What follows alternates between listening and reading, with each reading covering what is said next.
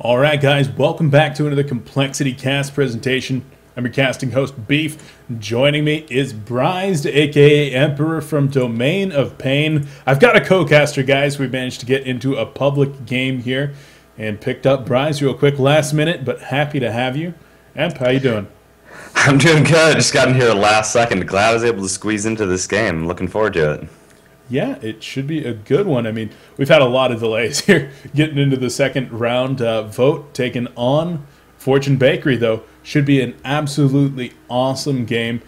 Vote looking extremely strong in the past few weeks. They didn't do so hot there at DreamHack, but going into the finals in HoN Tour for the qualifiers, they looked great, and they provided us with an amazing series between TDM. They actually lost that one 2-1. But still looking very strong, and I'm looking forward to this game.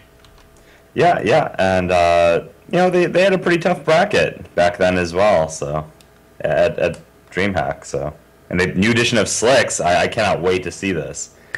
Yeah, this is the first time that we do get to see Slicks on Vote now. He has replaced Sender. Now, I believe that Swindle Melons has been playing hard support, and then Slicks has kind of taken over, did a little bit of shifting of roles there. So Slicks, of course, will still be playing some hard carries and some initiator types, but before we talk about all that, we got some picks to talk about here. Banning phase happened already. The blind band's going out. Tundra, Monkey King, Parasite, and Plague Rider. Yeah, I think Plague Rider is a pretty interesting ban. I think he's a strong suicide, but overall pretty manageable. There's a lot of things you can do against it. Monkey King, however, it's funny. Obviously, you have the infamous Cookies sitting there on the Hellborn team. Pretty much the only time you see Monkey King even considered being talked about being picked or banned is when he's in the game. Yeah, of course, that Monkey King, an extremely strong hero, hard to gank, easy to farm with, and easy to get those hero kills with. So not going to be seeing him in this game, though. Already the lock pick coming out. First lock for Swindle Melons is going to be that Ophelia. So Z-Freak, of course, a very adept jungler. Also joining is another jungler in the lockpick, making it through the blind bands. Keeper of the Forest, actually the last lock right there for Cookies. In the middle, you've got strong stuns coming out of Magnus and Torture, and of course, supports coming in the form of Aluna and Prophet. Yes. I think Keeper was a great lock there at the end as well. Make sure that, Vote. If they're going to get Ophelia, they'll at least get Keeper on the enemy team. And I consider Keeper to be a very, very, very powerful hero right now as well. Maybe not quite Ophelia tier, but pretty much around that level. Yeah, I mean, Keeper, his ability to suicide and just consistently get the farm in that lane and then break up things like Tempest Ultimates, able to get in there and make sure that that never gets fully channeled off, and great presence in terms of pushing, team fights. He's got it all. So versatile as well. I mean, if you need to jungle him, if you need to suicide him, you have versatility in lanes. So yeah, very much so. That's what a lot of these heroes that are picked, really, they get picked for that. Wild Soul, Keeper of the Forest, Tempest, they can all jungle, they can all push, they can do the suicide role as well. I mean, even something like an Aluna, you pick that one up, say, oh, that's a support hero. Well, she can certainly put on that semi-carry, even a full carry hat, and do some serious damage in those fights. Precisely. Looking here in Amphora band, I didn't see Fortune Bakery's last few games. I haven't seen Amphora band too often lately, unless you're looking at heroes like Fade and Pebbles in the lock pool. So a little bit interesting there. Fade, Pebbles, the obvious, strong Gib initiators being banned out. With Glacius being banned out, Aluna has a little bit more worth there in the lock pool as well. Engineer has been another really popular dual laner mid, and especially with that Magnus lock sitting there, he would be a powerful pickup. So nothing too crazy. Yeah, Swindle saying if we get our first hero, which is going to be Bubbles actually right there, but first pick from the lock, and if it's not Magnus, we certainly don't want to give you that Engineer Magnus lane, so bans that one out. But first pick here, actually Bubbles, a hero that we often see in the lock pool, but of course an extremely strong hero in his own right. Oh, for sure. And once again, we go back to versatility and laning. Obviously, he's not going to dual lane or anything like that, but he is a extremely good suicide hero. But on top of that, he actually works very well against this dual mid metagame right now. Because it's very difficult to kill him in mid. It's very difficult to get a point stun off on him. He can survive, and he just allows for a lot more laning options than you normally face when you're against a dual mid setup. So very, very good pickup. Yeah, I like that one quite a bit. Now, on the other side, though, we see two very strong heroes. I just cast One Trick Pony versus QSQ357. Meraxis actually made it into that series every game. So, of course, an extremely strong hero that's made his way into a lot of people's top hero picks. A strong Yeah. initiator, tanky presence, and with a lot of burst to him. I haven't seen what's coming out of Vote yet, but if the Hellborn team can get Keeper here, throw him on a suicide roll, have Silhouette solo against the Bubbles, dual mid Meraxis, and wind up picking up a jungler, that would be... I would say they have Vote already outpicked with that strong first showing. Yeah, that's a very strong team indeed. And Silhouette, of course, one of the strongest ranged agility carries in the game. I mean, you compare it to her contemporaries, Forsaken Archer and Draconis, and she's just able to get in those team fights, much more gank-oriented with a portal key, as some people like to play him. Noob G from Trademark really stands out in that capacity, and just really take it to the other team, able to put out a huge amount of damage in those mid games, and if she gets nice and fat, takes it well into the late game. Right. Not sure what Vote's going to be coming out with here. I mean, the support's already sitting in the lock pool, so they're going to be looking at... And they're going to get their jungler as well. I mean, okay, carry and mid-hero right there. Yeah. I've been seeing them run quite a bit of Moon Queen lately, especially after the Dream Hack, where we saw Moon Queen have a very impressive performance. I wonder who's going to be playing that Witch Slayer in mid this game. Yeah, I would kind of think Slicks. I mean, Slicks is also, he used to be known for playing his Witch Slayer quite a bit, so I wouldn't be surprised. It's been a while since I've seen him play it, though. It's been quite some time. I haven't seen him play it since we used to play it back in April, so when I was still back with them. So, yeah, no, he plays it very, very well, though. Yeah, I'd be looking at maybe a Tempest pickup right here. If I was... Well, see, the thing is, if they pick Tempest and then Vote picks Keeper, that could be... Well, no, but Tempest can still suicide, so... I mean, I think Tempest would be a great pickup here, but... Yeah, we'll have to see. Or they just go for jungler and just go for really strong dual lanes across the board. That would also work. Okay, all right. Now, I like that Tempest pick for sure. Now, I want to point out, did you happen to watch the game that I just cast, QSQ versus One Trick Pony? Did you catch any of the last ones at all? I did miss that game. I was a little bit occupied at the time. Yeah, okay. I like it, actually. Really? Okay. My story's irrelevant. But Flint Beastwood, why do you like that? It's something different. And I know they've been running it a lot. Cookie's been playing Flint a lot lately, and he's been having great success. I like it because it's something different here. We're seeing two carries going into the late game here. They do have laning. See, they have a very... I think it's interesting. That's why. It's something different from the normal mold, and they're sort of playing to their style. And, hey. All right. Well, in fact, Flint Beastwood is the last normal pick there. Ophelia comes out in response for Vote, so Zephyr going to get his strong jungling hero right there.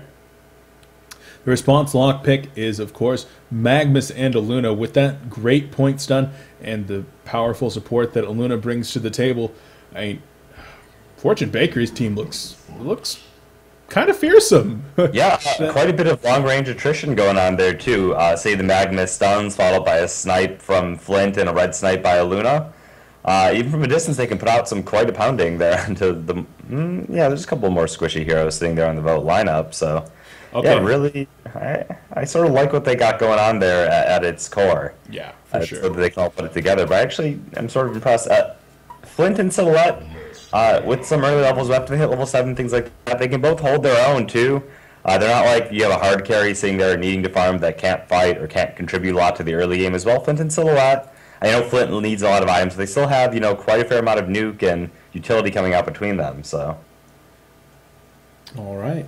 Now, on the other side, we actually saw a little bit of a switch up there at the end, as Swindlemelons is now going to be playing that Witch Slayer as a support, going to be sending Skyzo in the long lane as that Suicide Keeper of the Forest. Bubbles will be played by Slicks here in the middle lane, and it looks like short lane's going to be Ophelia in the jungle with Moon Queen down there, and it looks like Swindlemelons is going to go ahead and support the Moon Queen in the short lane. Now, did this lineup end up as you expected it?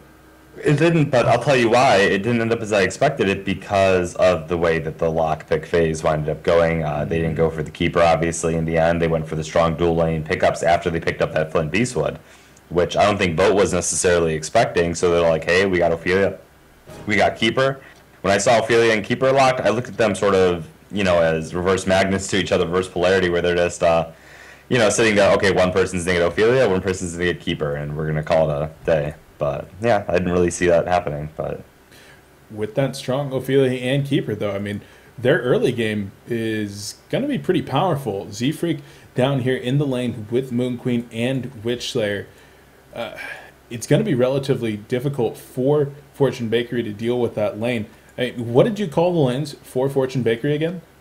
I actually didn't wind up calling them right away. I was saying, initially I was going to say Silhouette's going to be solo here against their top lane. I would still put, well, having a dual lane against keeper is never bad. Like, what are they gonna, they might do a man-up lane down here against the Tri. They do have an Ophelia, but they have a very powerful Tri lane. Witch Slayer is not the strongest support. Moon Queen's low on range. Honestly, with a ward down here, they could very well man up, and I've seen them do. It's been a while, but I've seen them do their Flint Tri lane as well. You could very well see something like, I don't want to call it too early. I really just don't. It looks like Meraxis might actually be laning down. No, Flint has the ring of protection, so he's definitely going to the side lane. He's going to be down here bot. And what I would imagine might be an aggressive try with Mag, Aluna, Flint. That's what I'm going to be assuming. Meraxis solo and Silhouette solo. That's what I'm calling right now. We'll see. All right. Silhouette also has ring of protection, probably going top lane. I'm seeing Silhouette top, Flint bottom, Meraxis mid, and aggressive tri lane bottom with Flint, Aluna, Mag against their Tri. You know what? I think that you might be right in that one. And that's what I was going to kind of point out with the last games, the last series that I did, in fact, cast between One Trick Pony and QSQ. There was a tri lane in all three of those games. Like, two of the games had a true tri lane. Like, a Behemoth Master of Arms Pebbles in game 2, which One Trick Pony... Was it the aggressive lane or... Aggressive. Aggressive okay. against... Yeah, if you're going to go a tri lane like that, for sure. Yeah, aggressive against short lane Forsaken Archer solo. And a Tempest in the jungle. And One Trick Pony actually got a 15cc on that one. They were up like 19-2 in hero kills. At what lane? Behemoth, Master of Arms, Pebbles, offensive tri lane, against the short lane solo Forsaken Archer. Oh, okay. Yeah, and they ended up going 19-2 in terms of hero kills, and QSQ 15cc'd that one. Which team was it? 357. Nova's team. That's Nova? Yeah. No, that's the other one. No, Nova's team. Wow. Yeah. Okay.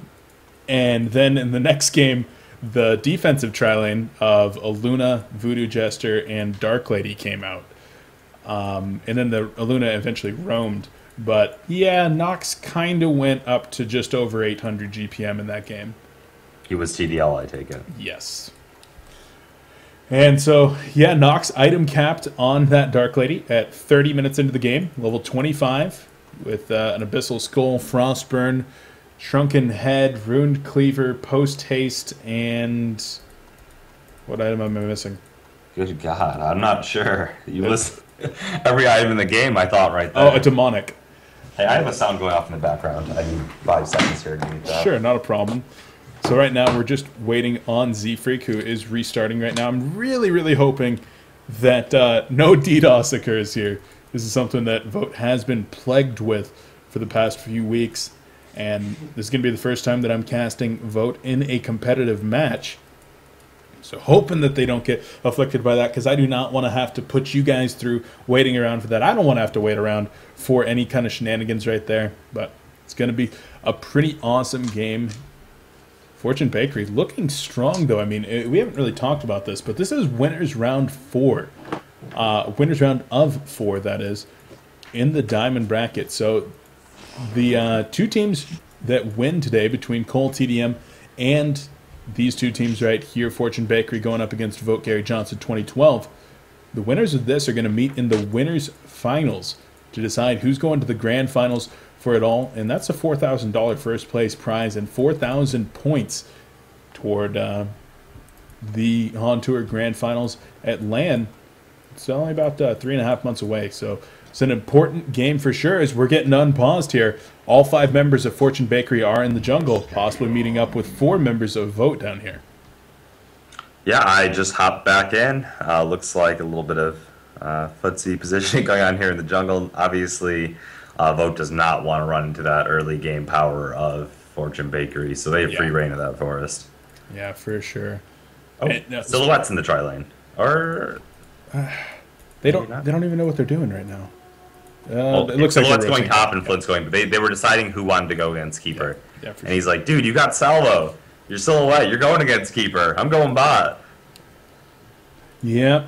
Now, speaking of footsie real quick before we get into the game here, I was watching you play Boshi last night on your stream. You beat that eventually, right? That level? I didn't beat the game yet, but I did beat Supersonic on the normal difficulty, no turbo.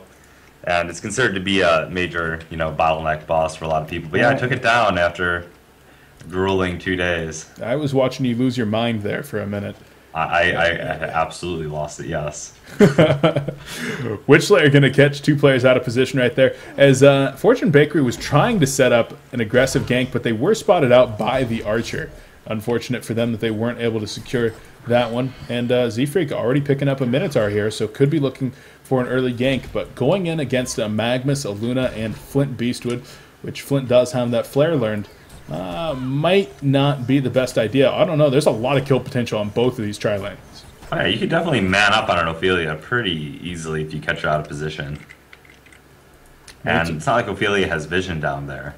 So they have a lot more mobility sort of to move up on her than she does. All she has is like, yeah, her Minotaur can scout it out and she has to stay pretty far back. Z-Freak being annoying right here, drops the stun onto Mookie's on the Aluna. Gets a couple auto attacks in there, but the Minotaur going to actually force them quite a bit back. And this is what Ophelia does. She just kind of comes in there, makes her presence felt, forces them back just a bit, and buys your team slightly better lane position.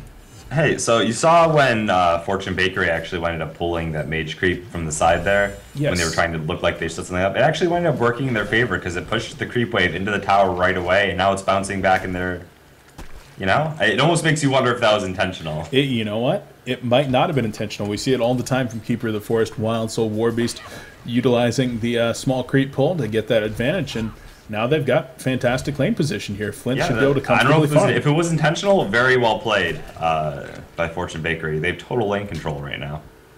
Yeah. Yes, they have a tri-lane down there, but if Ophelia can't even get past the tree line there with the creeps being pushed up, what's it going to matter? And Ophelia already saying, yeah, maybe that's not going to work right now. Grabs the Invis rune, and we'll see if she utilizes that. Already has a Skeleton King. Maybe take that mid, where Meraxis, played by GG Slayer, is actually putting some pressure onto Slicks right there. Lands a couple of axes. Now let's talk about this middle lane. Bubbles right now 10-2, as opposed to the Meraxis, who's 11-2. Completely even at this point. Who would you have given the advantage to in this lane? Meraxis didn't start with the shield, not that he necessarily needed to, but it does help a little bit against that range harass from Bubbles. I still... It's pretty even. It's pretty even. If Bubbles plays it right, Meraxis is pretty hard to harass. I think I would just... Yeah, whoever plays better, really. Okay, so pretty even there. Silhouette against Keeper of the Forest up here. Now, Silhouette expected to win this one. Keeper of the Forest, though, it's so hard to kill him. It's so hard to harass him out of the lane. But King Plato doing his best, as Skyzo is actually taking a couple hits from the Relentless Salvo there, but doing very well up there at 14-1 CS. Yeah.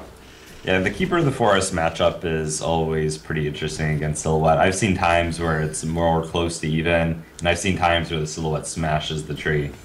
I think both heroes playing well, the tree should be kind of even, but...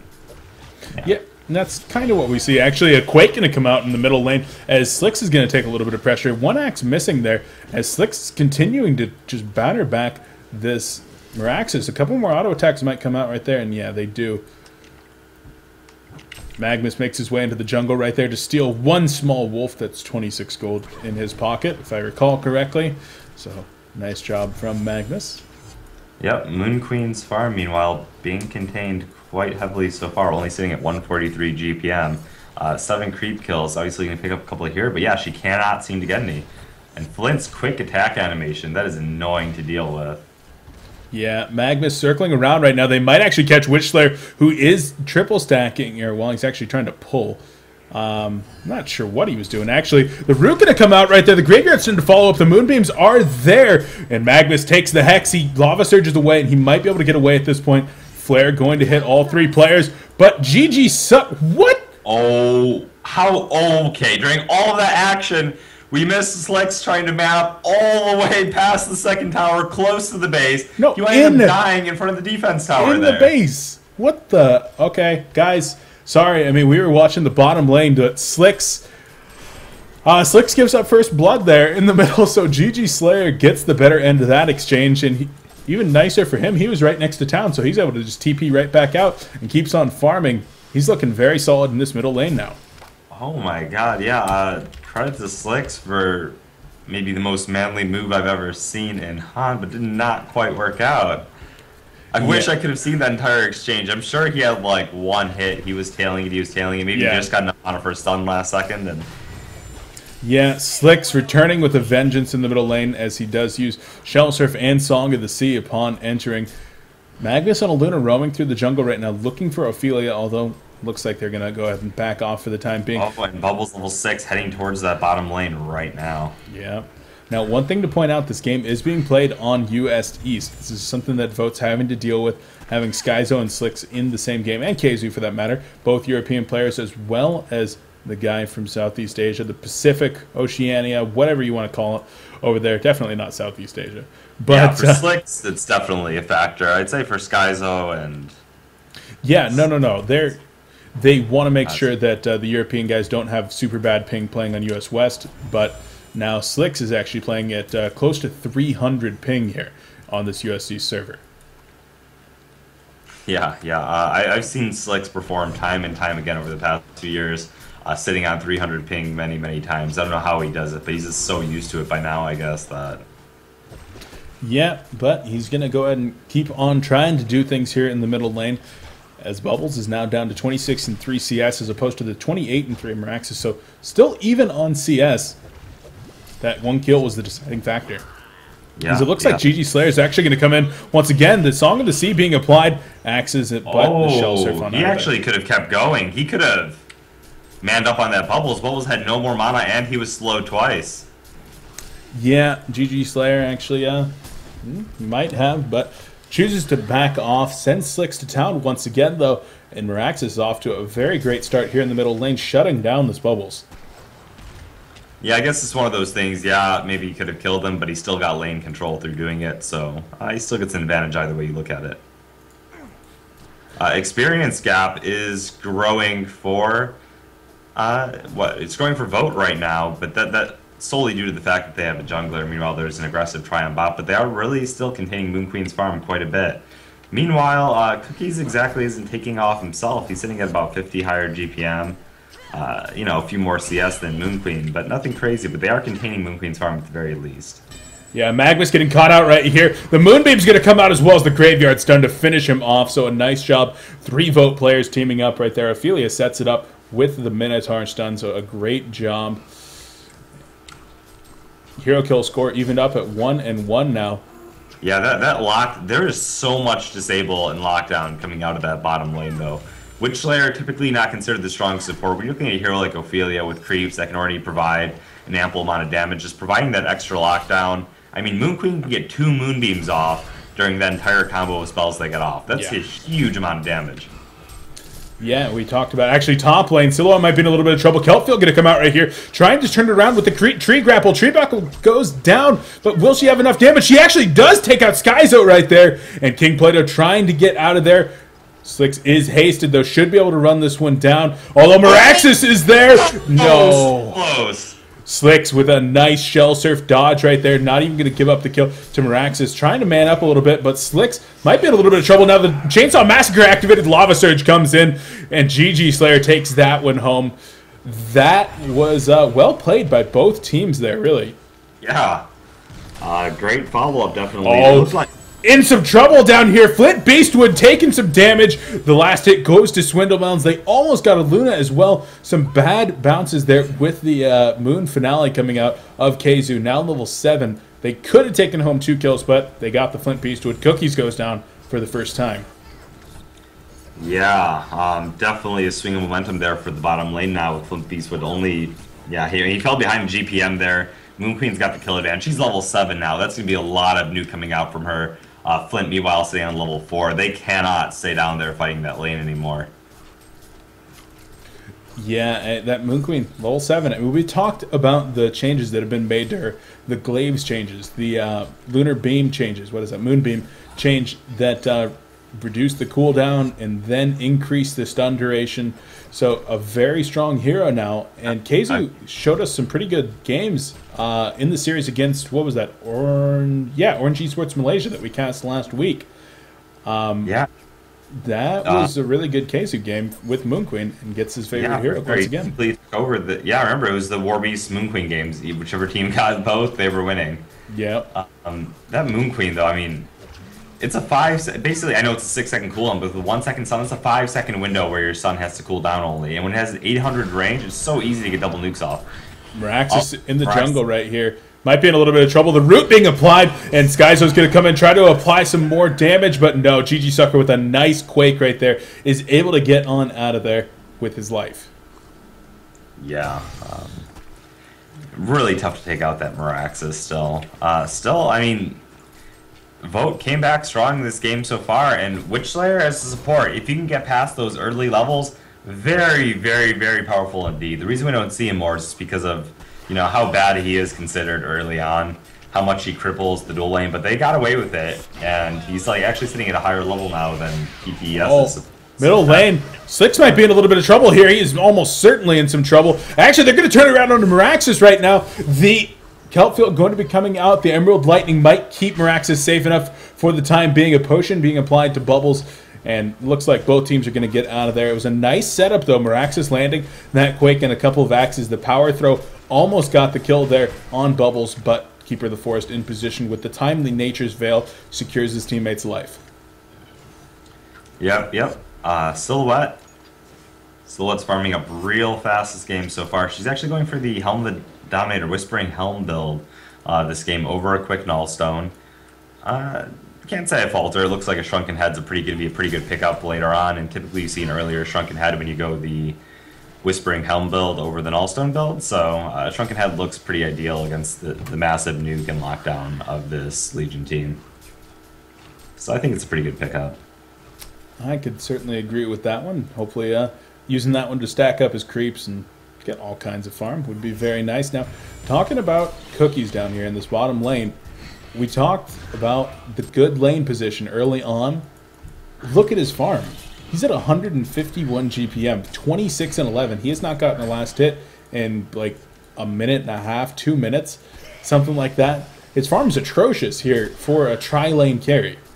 Yeah, as I mentioned before, after Moon Queen got those levels, after that ulti came off, he can't really go back down there and face it. He has nowhere else to go right now, so he's just making do with what he can, I guess, waiting until the team mobilizes. But I mean, there's not much he can do at this point. Yeah. I mean, Moon Queen's damage is sitting quite a bit higher than his. Tons of nuke potential. Ophelia's got the heal, so they can't even man up and get a kill. So speaking of mobilizing, Ophelia is here. Strider's Witchslayer going to make his way in. A Ward of Sight being dropped. Let's zoom out here because this might get frosty, as it looks like actually the Fortune Bakery team going to back off. So not going to be any action after all, but that's of course in favor of Vote. Keizu keeps on farming. Yeah, GG Suck applying some pressure here to the Bubbles in mid. He does have Shell Surf up, so he shouldn't be in too much danger.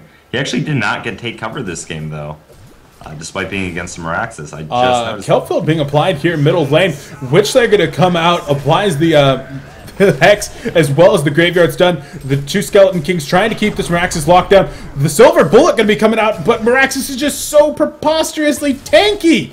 And he is going to get out of there. How much damage did they have to put in to get that Meraxis kill? Actually, it's not over yet. Swindamon's in some trouble. Lava Surge comes out, and down he goes. Meisty picks up the kill on that one. Well, it's got to be frustrating. If the Witchslayer winded up stunning before hexing there, GG Sucka did an excellent play there, using his Arcane Shield to absorb the hex off of the Witchslayer, and just managed to survive just barely because of that. Yeah, when I was starting to call that team fight, I'm like, he applies the mana drain to break the... No, never mind. He hexed into the Arcane Shield. Because I saw his hands kind of glow like he was going to mana drain, but I guess that was you just saw, like, you saw GG Slayer, you saw him, like, freeze for a second. Yeah. And wait, like, he had his finger hovering over right when Witch Slayer got into that distance. Yeah. And it was just beautifully timed. It was well done, but... Swindlemelons doesn't actually have a point into mana burn. Is that or a mana drain? Is that something that you would have expected on a Witch Slayer going up against something like a Miraxis here? No, because you can always, as I like to say, pump fake the miniaturization. Pretend like you're in a route. Pretend like you're going to use it. Don't use your Graveyard Sun instead. Arcane Shield doesn't block Graveyard, even if you click on them directly. And just, you know, use your miniaturization afterwards. Okay. Now, Silhouette just trying to get her farm on. She has, in fact, dominated a creep. King Plato's Skeleton King is down there, triple stack in the Ancients. So we'll check in at 16 minutes and see if that triple stack starts to go down, as all of these top-tier teams are very good at keeping their farm going. Skyzo on this Keeper of the Forest, I mean, he's been pretty quiet, involved in maybe one gank with that root ability, but 258 GPM with the Ring of Sorcery now. Looking pretty strong for a Suicide Keeper at this point. Oh yeah, he's definitely got a lot of momentum going for him. I'm curious to see what he's going to pick up next. Is he going to straight for that plated or look for an earlier portal key? Now plated, of course... Oh, go ahead. What were you saying? Well, plated would lend itself more toward pushing. Do you really see a lot of push coming out of the Vote team? I mean, with Ophelia, she's going to have those Steam Boots already, so... Well, I guess they probably do need plated Greaves at some point here, that's for sure. Yeah, I guess if he was going plated, he would have bought it already. I mean, Courier's hanging back to base, we'll see here. But he is probably opting for an earlier not shrunken, portal key. Alrighty. I don't know, they're mobilizing here on bottom lane. Yeah, it looks like they want to make something happen. The Minotaur and the Skeleton Kings are there, but Magnus with a quick steam bath is able to get himself out of any danger. Although Keeper of the Forest is now Invis on top of GG Slayer. His name used to be GG Sucka, right? I'm not crazy here? Yeah, for sure. He used to be GG Sucka for sure, and I keep wanting to call him that. Yeah, me too. To correct myself and stop being like, oh, GG Slayer. Yeah. Now it looks like Vote's going to be coming in right here. A big four-man root catches three people out right there, and looks like Miraxis is going to have to activate that Matrax. The Kelp Field being applied as well. The Moonbeam's doing some damage, but Matrax keeps Miraxis so tanky. Not enough, though. The Silver Bullet comes out, and two players do fall for the team. Yeah, I was going to say, I could not really see how Vote could wind up losing that fight if they had everyone positioned there with the Ophelia ulti, with that perfect Slicks is in. Slicks is in right there, as it looks like Misty has to land that Lava Surge in order to keep Cookies out of trouble, but they do. And you said it.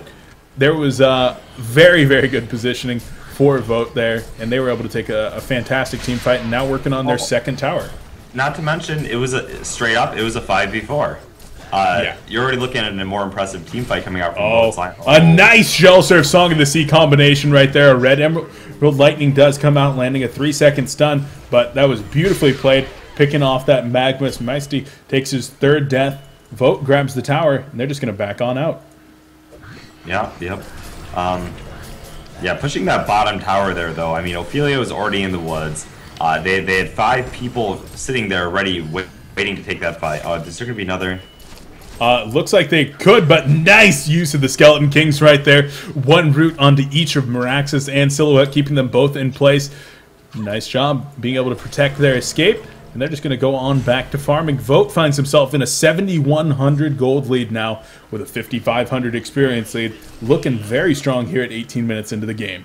Yeah, it just felt like just a minute ago we were looking at the teams being almost neck and neck within 1 or 2% of each other. And now it's just taken off. For Vote. I mean, 2 tower kills, 3 to 4 hero kills, that changed everything. Yeah, you can really just snowball right there with those towers and heroes, like you said. And so it's going to be interesting how Vote follows this up. Of course, leading the farm in this game is King Plato, who's been kind of AFK farm in that top lane. Very shortly thereafter, though, Keizu is catching up to him on that Moon Queen. 384 GPM. She's got that Whispering Helm finished for herself, and even the Firebrand that she just picked up, as that's going to enable her to get some pretty strong farm, move around, kill creeps a little bit easier, and eventually turn that one into a Geometer's Bane. On the other side, though, Silhouette going for that Shrunken Head. She is going for that Shrunken Head now, but Flint, he is not looking like he's close to anything at the moment. Sitting at 1,100, 1,200 gold. I wonder what he's an opt for. A first item pickup against this team.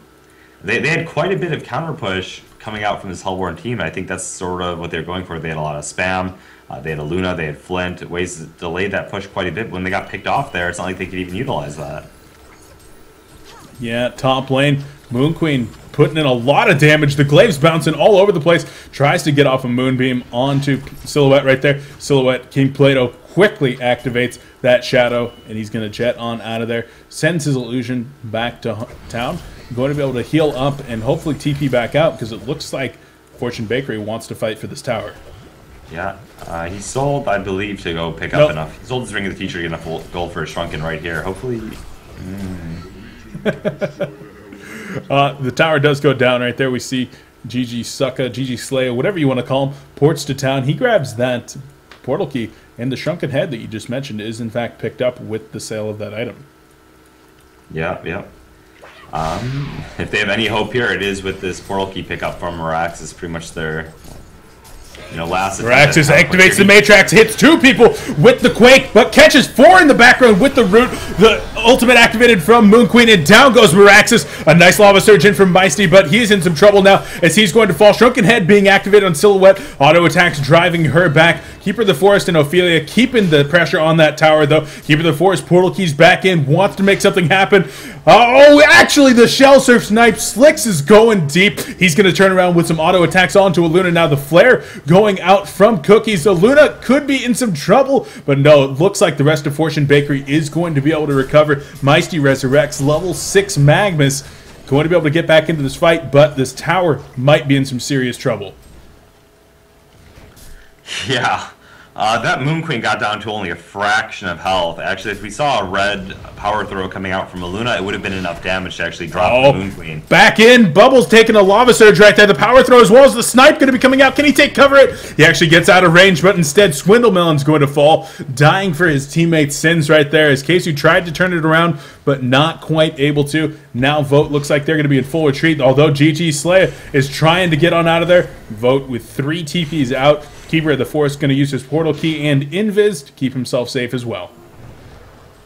Yeah, really impressive initiation there from Miraxis. I thought they were going to take out that Moon Queen right before she got her ulti off. She was getting so low, but just not enough follow-up, as I mentioned. Luna did have her red snipe still up.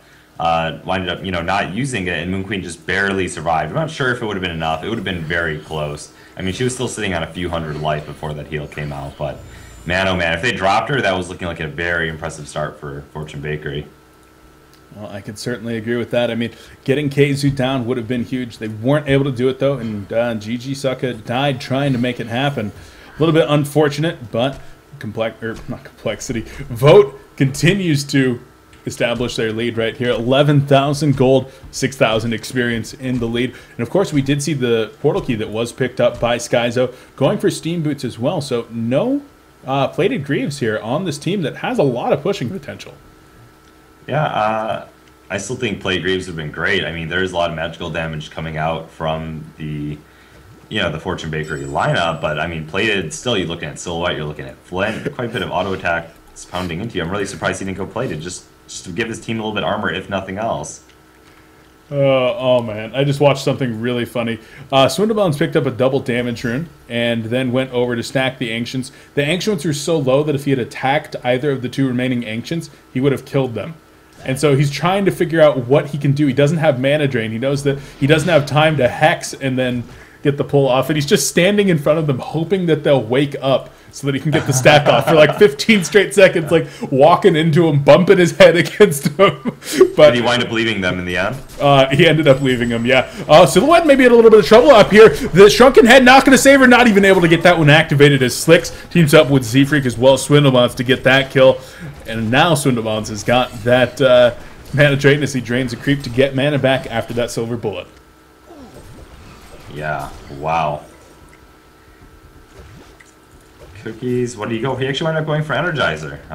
I can't blame him with a slower start. get what you can, I guess.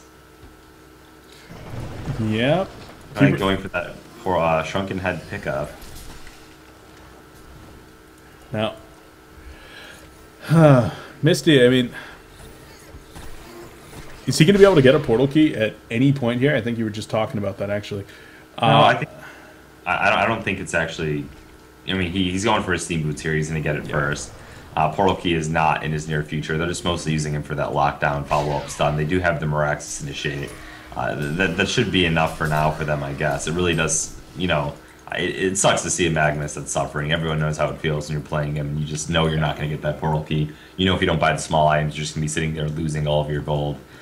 So yeah, he's doing what he can. I mean, they're putting so much pressure here with the pushes coming out from Vote. He just wants to have what he can in order to try to find some way to deal with this aggression.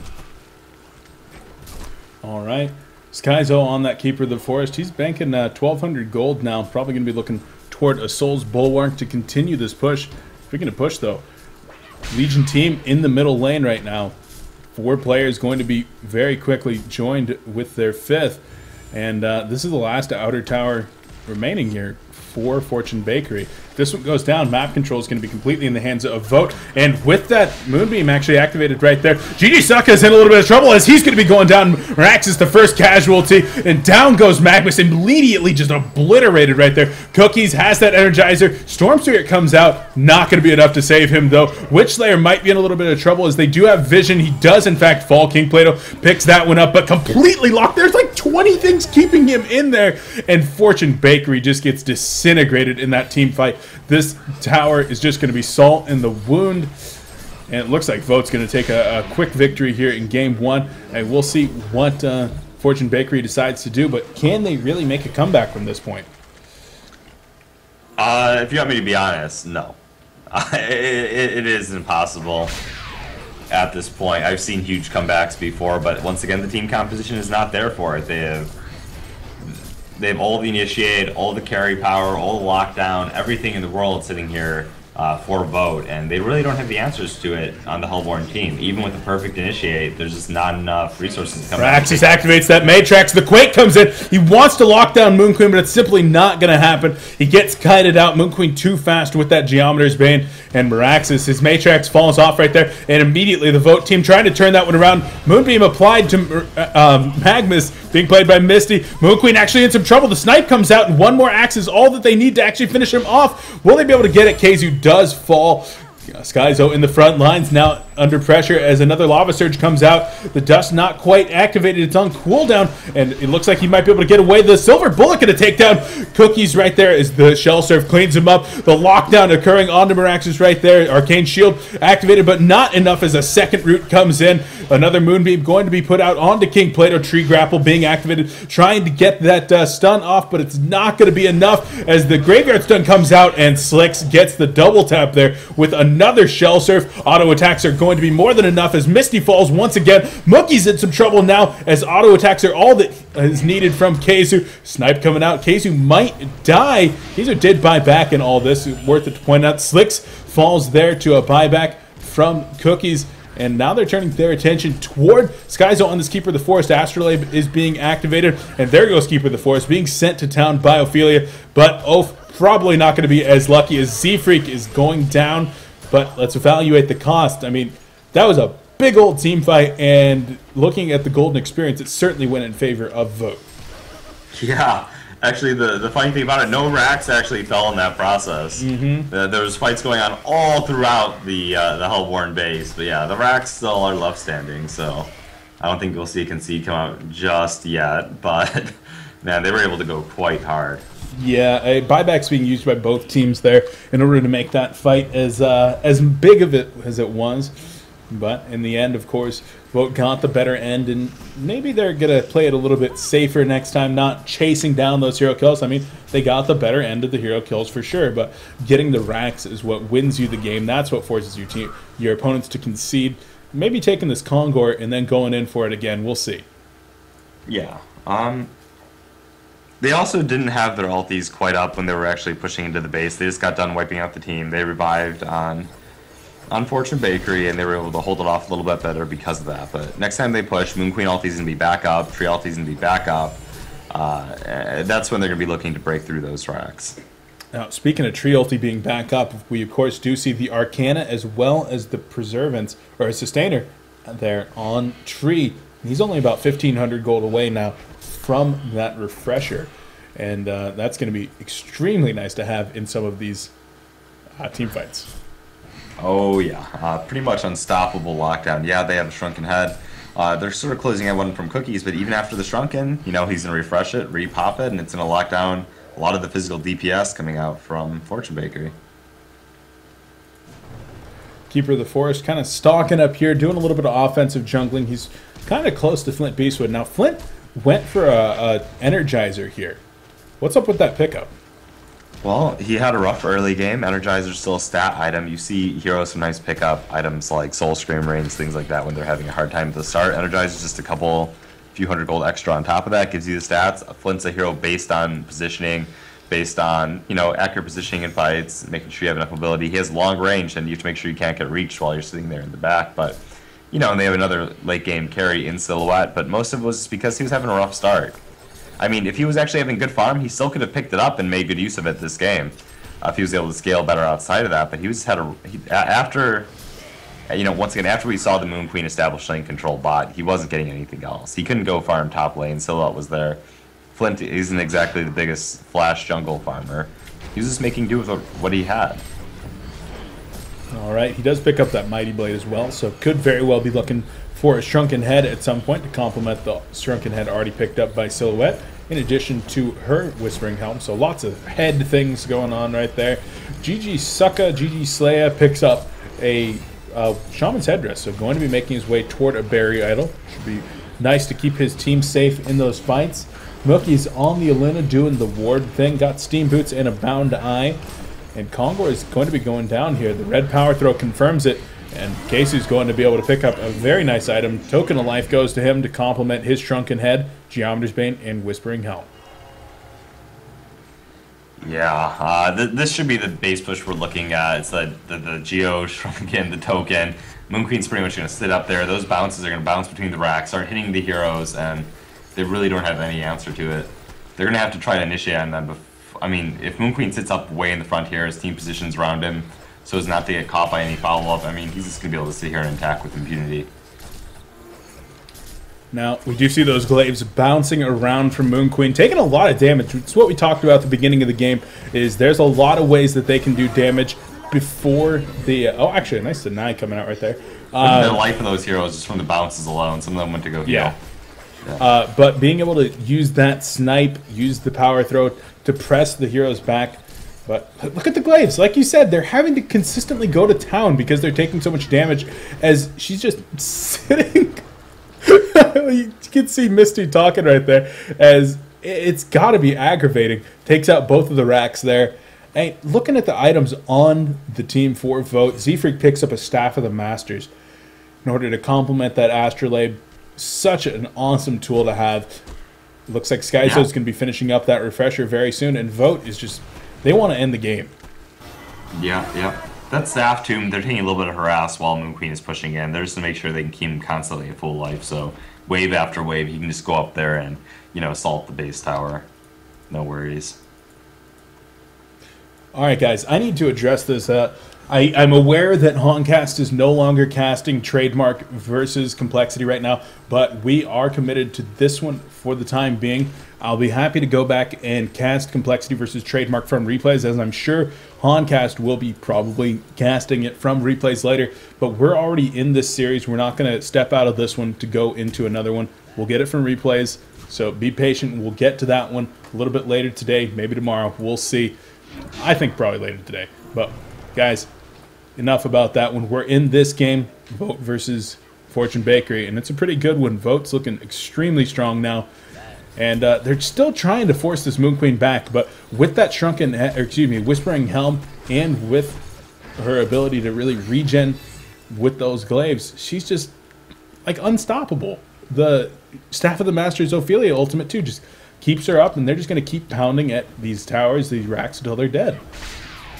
Yeah, he didn't mind if using his Geos last time either. Oh, wow. Trooper of the Forest goes in right there. The refresher activated, and a second ultimate going to be coming down. The Hex being applied to Magnus, and he's going to get locked down. The Silver Bullet coming out. Shrunken Head on Keizu, and it looks like Z-Freak is actually going to go down. Kelpfield keeping GG Sucker in position for the time being. The Shrunken Head's going to wear off, but no! He actually does the Lava Surge shortly before, finishes him off with a Moonbeam. Keizu's still going strong. Token of Life is still available. Keeper of the Forest might be in a little bit of trouble as Dust is applied right there. Lava Surge catches 2 players. Keizu might be going down. No, Skyzo does fall, but Keizu still stays up for the time being, and it looks like Vote is actually going to back off. Swindle Melon's going a little bit too deep right there. Nicely on that. Magnus wants to be able to get in there, but no, they're going to back off. The red power throw being activated here, and the snipe is just barely going to miss on Keizu. Yeah, Keizu doing a great job there too, getting out, saving the token.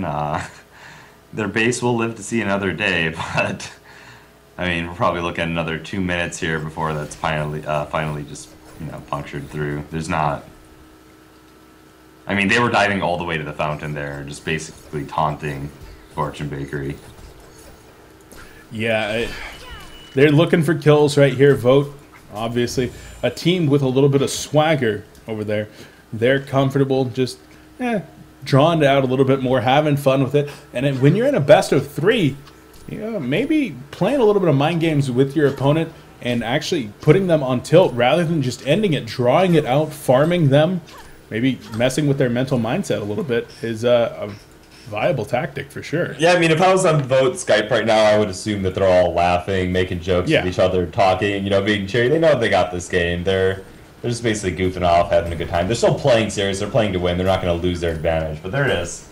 You know, just having a great old time over there. And I'm sure on Cookie's side, maybe they're not too rattled up. They may be stressed. They might not. But they may be talking about what to do next. Whatever it is. But it's just overall a more tiring process for Fortune Bakery to go through.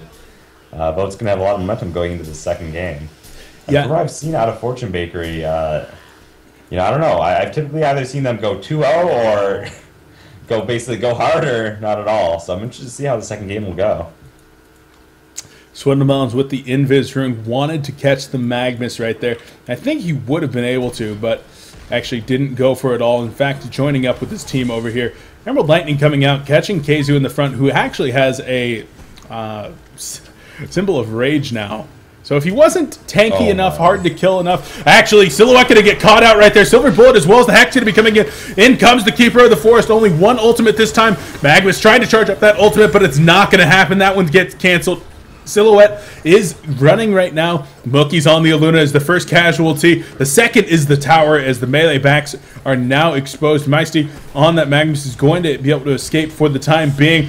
Illusions of Moon Queen are actually doing a ton of damage to people as they're retreating. Skyzo might be in a little bit of trouble. He's relatively low. Turning it around though. A nice Graveyard Stun hitting 2 players, and King Plato might be in some trouble. Slicks with the nice Storm Spirit right there. They're keeping Magnus so locked down. Magnus goes down right there. The Matrax keeping Raxus alive for the time being. Barry Idol not available. A nice flare, but a great Graveyard Stun as well as the Moonbeam right there. And down goes Meraxus, pushing Moon Queen into the well right there, but another push back onto Flint Beastwood. The Hex coming out. Mookie's back up with a nice red power throw, and down goes Swindle Melons. Moon Queen in the well. He's going to be activating that symbol of rage though, and he's going for the kill. Will he be able to survive? He goes for the kill. He's going for the kill. He's actually going to die. Keizu goes down. GG well playeds are coming out though, and the game is over. Fortune Bakery drops the first one as Vote just looked brutally strong in that game. Yeah, rough game. Fortune Bakery is looking pretty strong early on, doing a great job of controlling Moon Queen's farm, but as they continued to stack that pool, it looked like Fortune Bakery just wasn't able to do quite enough about it. Flint, as I said, he did a great job bottom. They did control Moon Queen's farm, but when that game, Moon Queen hit 6 right on that creep wave, activated ulti right away. They weren't ready for it. She got the kills, momentum swing right there, and after that, it looked like a pretty even game. Flint wasn't getting too much farm, but Silhouette was sort of taking off really hard. Back and forth for a while. Meraxus was looking very good. I was actually expecting an earlier portal key off of him because he had, you know, a pretty good swing going on there after Slicks actually died, chasing him all the way to the base. But that biggest nail in that coffin was once again bottom lane. The 4-man push met with the 5-man response. Great AoE team fight from Vote, and down went those 2 towers. Yep, they did indeed fall. So Vote puts themselves up to a 1-0 lead in this game, or in this series. Best of 3 though, so can Fortune Bakery bring it back? They're very, very close now to being knocked down into the losers bracket. They don't want to have to do that. They want to go and fight the winner of Trademark versus Complexity for the slot in the grand finals of Cycle 1 here for Diamond League HoN Tour. But guys, we're going to go a very quick break while we get the next game set up. This is Complexity Casting. I'm your casting host of Beef. Joining me, Brized, a.k.a. Emperor of Domain of Pain. Make sure to let Complexity know that you enjoy the cast over here. Check them out over at ComplexityGaming.com, where HoN is on the front page with HoN Tour coverage every weekend. Brought to you by Complexity Gaming. Also, make sure to check out Cole over at Complexity Gaming on Facebook and Twitter at Complexity Live. You can check me out on Twitter as well at BeefPotPie1, where you can find all your information regarding Cole HoN and whenever we're live here at twitch.tv/ComplexityHoN. Emperor, any shout-outs to make before we go to break and then the next game? Nope. Shout out to all my fans and fans of Domain of Pain. All right, guys, we're going to take a very quick break while we get the next game set up. We'll catch you on the other side. Thank you.